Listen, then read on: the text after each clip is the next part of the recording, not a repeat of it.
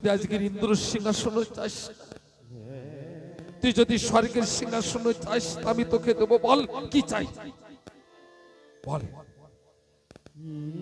এ কেমন ভাই ছিল, তুই হাতে জোর করে বলছে রে দাদা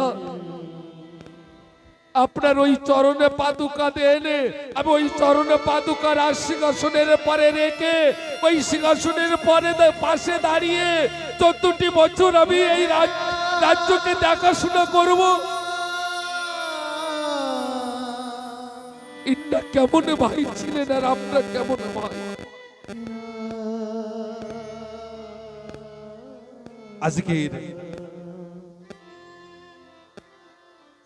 রাম তিনি লক্ষণকে আদেশ করলেন আর লক্ষণ পাদুকা দিলেন। আরে জানেন পাদুকা কেমন ভাবে নিয়েছেন?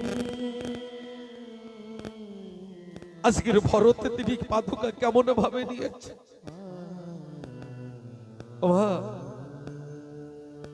বড় ভাই কোনদিনই ছোট ভাই অমঙ্গল চায় না। যেমন একটি পিতা সন্তানের অমঙ্গল চান না, তেমনি বড় ভাই বউ কোনদিনই ছোটদের অমঙ্গল চান না। এই কথা বুঝতে পারবেন একদিন না একদিন।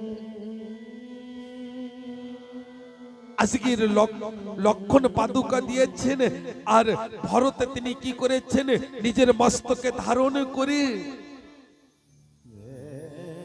আজকে রাম নাম জপ করতে করতে অযোধ্যার দিকে ফিরে আসছেন, অযোধ্যার দিকে ফিরে আসছেন।